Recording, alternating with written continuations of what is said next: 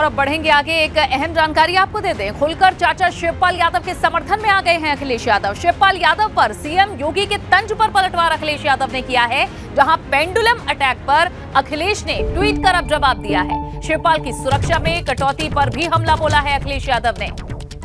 बता दें कि मुख्यमंत्री योगी आदित्यनाथ ने आज एक जनसभा में यह कहा था कि शिवपाल यादव की हालत पेंडुलम जैसी हो गई है और इस पर अब अखिलेश यादव खुलकर चाचा शिवपाल के समर्थन में लिखा। माननीय शिवपाल यादव जी की सुरक्षा श्रेणी को कम करना आपत्तिजनक है। साथ ही ये भी कहना है कि पेंडुलम समय के गतिमान होने का प्रतीक है और वो सबके समय को बदलने का संकेत भी देता है। पेंडुलम वाले बयान पर सीएम योगी के ये पलटवार, और ये भी कहता है कि ऐसा कुछ भी स्थिर नहीं है जिस पर अहंकार किया जाए। अखिलेश यादव ने चाचा शिवपाल यादव के समर्थन में उनकी तरफ से और उनके पक्ष में ये ट्वीट किया है, जवाब दिया है, जहां सीएम योगी आदित्यनाथ ने शिवपाल यादव की स्थिति पेंडुलम जैसी बताई थी, यानी कभी इस खाने कभी उस खाने, और इस पर अखिलेश यादव ने ये पलटवार किया है। से खबर, जहां सांसद हरीश द्विवेदी की गाड़ी से हादसे का मामला सामने आया है। पुलिस ने किया है सड़क हादसे को लेकर खुलासा। सांसद के पीछे चल रही गाड़ी ने टक्कर मारी थी। किसी और गाड़ी की टक्कर से बच्ची की मौत हुई थी। सांसद हरीश द्विवेदी को क्लीन चिट मिली है, असली आरोपी गिरफ्तार हुआ है। सांसद हरीश द्विवेदी के वाहन से हुए सड़क हादसे में पुलिस ने यह खुलासा किया है। सांसद के वाहन के पीछे चल रही एक अन्य फॉर्च्यूनर गाड़ी से हादसा हुआ था। सांसद हरीश द्विवेदी को नहीं हो पाई थी सड़क हादसे की जानकारी। पुलिस की जांच में जब कार्रवाई हुई तो ये पुष्टि हुई, कॉन्ट्रैक्टर अभिषेक दुबे की ये फॉर्च्यूनर गाड़ी थी जिससे हादसा हुआ। सांसद के वाहन के पीछे चल रही थी फॉर्च्यूनर जिसने बच्चे को टक्कर मारी थी। चालक दीपक पाल को पुलिस ने अरेस्ट कर लिया। विधिक कार्रवाई से करने में अब पुलिस जुटी हुई है, जहां सांसद के वाहन के पीछे चल रही अभिषेक दुबे की तेज रफ्तार फॉर्च्यूनर ने 9 साल के बच्चे की सांसद के पीछे चल रही फॉर्च्यूनर से मौत हो गई थी। कोतवाली थाने में इस बाबत शिकायत दर्ज हुई थी। सांसद की 2 गाड़ियों पर एफआईआर हुई।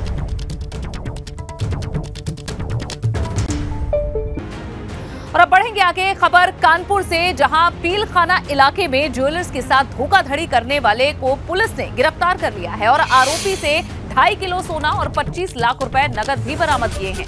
दरअसल गिरवी रखने के बहाने आरोपी सोना लेकर फरार हो गया था। हालांकि अब पुलिस ने 100% माल की रिकवरी कर ली है। ज्वेलर से धोखाधड़ी का यह मामला, जिसमें पुलिस ने गहने भी बरामद कर लिए हैं और साथ ही ये नकदी भी बरामद कर ली गई है। धोखाधड़ी करने वाले शख्स को पुलिस ने पकड़ लिया है। वादी नदीम कमर ने ये हमें बताया, थाने पर जाकर के फील खाने में सूचना दी कि ऋतिक राज नाम का एक आदमी है जो हमारे साथी ही है। वो हमारा सामान जिसकी कीमत लगभग 1.5 करोड़ के है, 2.5 किलो सोना व 25 लाख रुपया लेकर के फरार हो गया है। इस सूचना पर थाने पर अभियोग पंजीकृत करके थाने पर तत्काल एक टीम गठित की गई और उसने अथक प्रयास कर आज ये रिकवरी कर ली है। रिकवरी 100% हो गई है।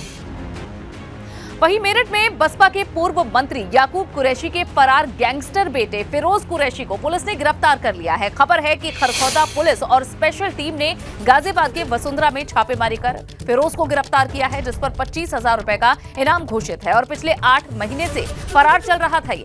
अब पुलिस का दावा है कि उसे याकूब और दूसरे बेटे इमरान के बारे में भी अहम जानकारी मिली है।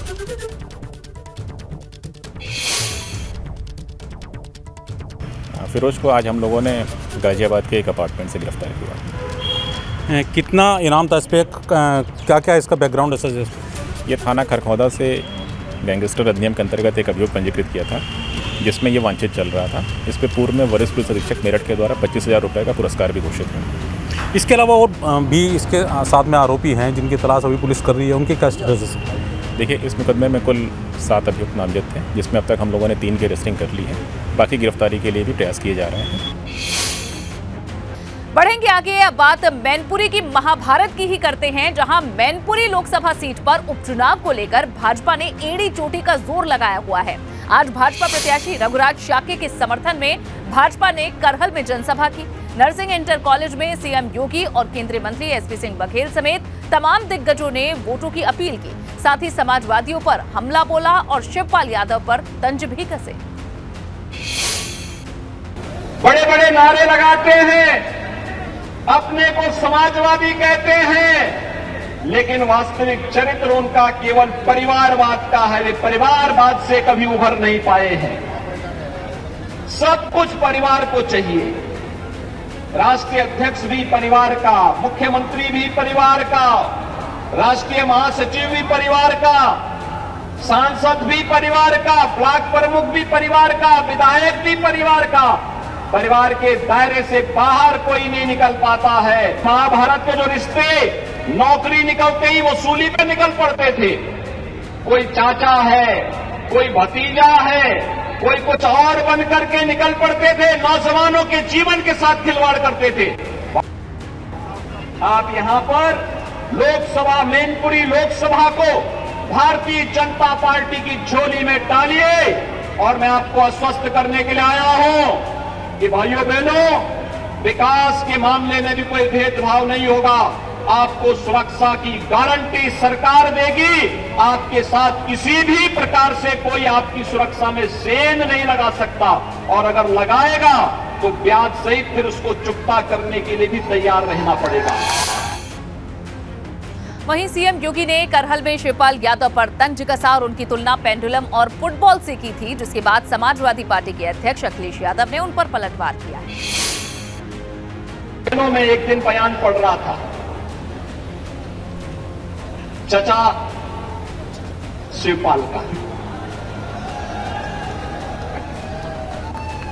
उनकी स्थिति तो पेंडुलम जैसी हो गई है। पेंडुलम आपने देखा होगा ना,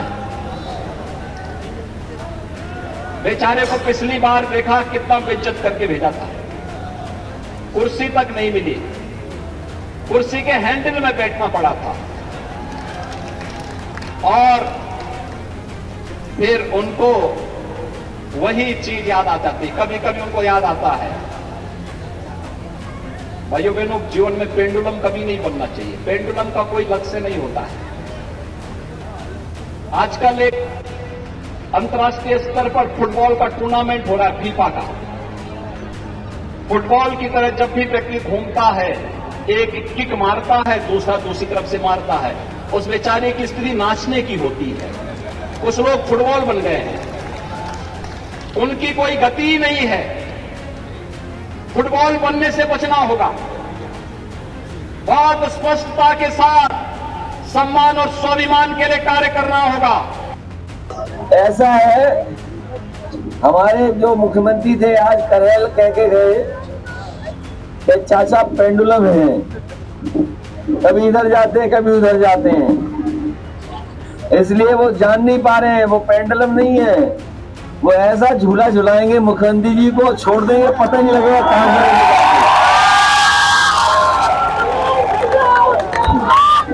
पेंडुलम जो है ये चलता है, ये जो झूला है, झूले की तरह ही तो पेंडुलम चलता है। वो चाचा को समझ ही नहीं पाए। ऐसा झूले बिठाएंगे, जब छोड़ देंगे तो कहाँ गिरेंगे जाके, हमें पता ही नहीं है।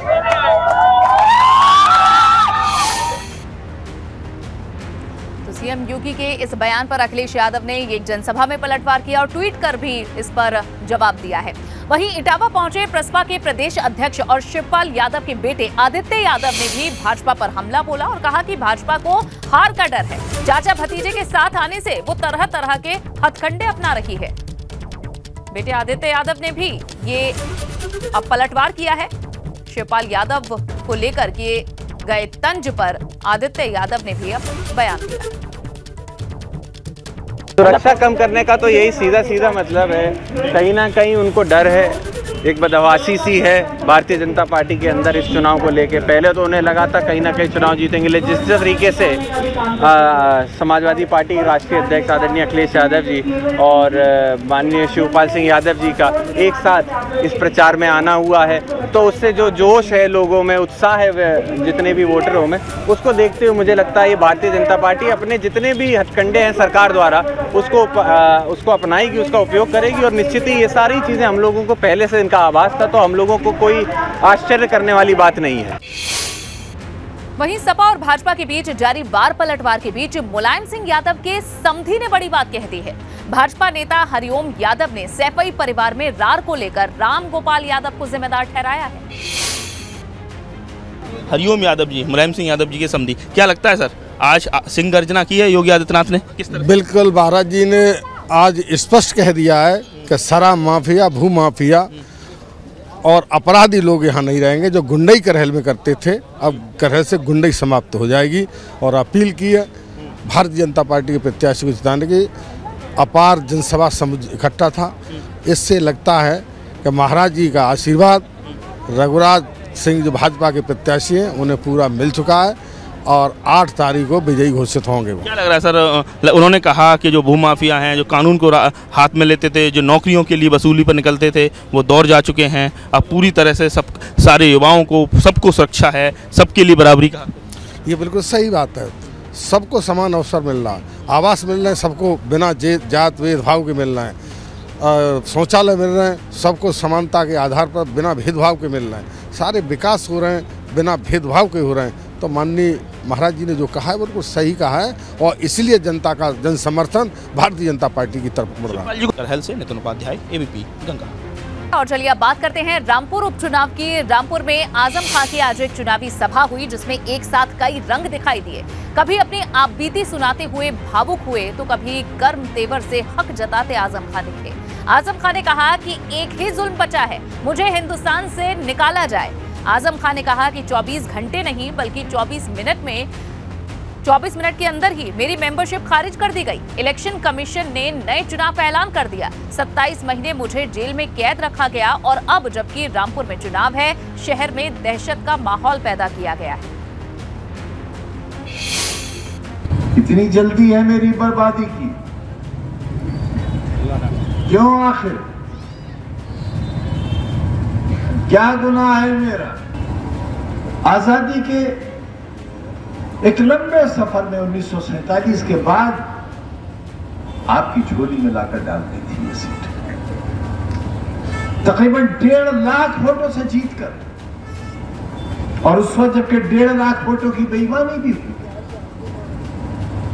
मगर आपने उसकी कदर नहीं की। मैं आसमान से जमीन पर आ गया,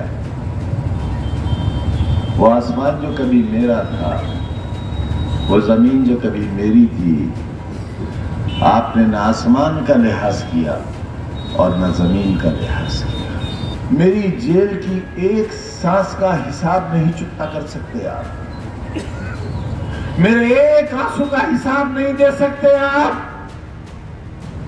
सामने की बैरक में मेरी बीवी बंद थी और 8x11 की कोठरी में मेरे साथ मेरा बेटा बंद था।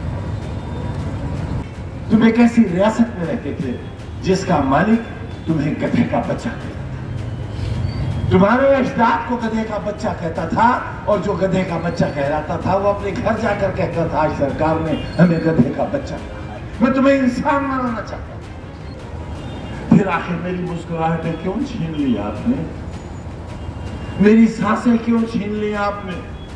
27 महीने की तनहा कोठरी की कैद क्यों दी आपने हमको? क्या गलती की हमारी? क्या खता थी हमारी? गुनाह बताओ हमारा, क्यों हुआ हमारा दुश्मन? सरकार क्यों दुश्मन हुई मेरी? मेरी जान की दुश्मन क्यों? मुझे क्यों जेल में जहर दिया?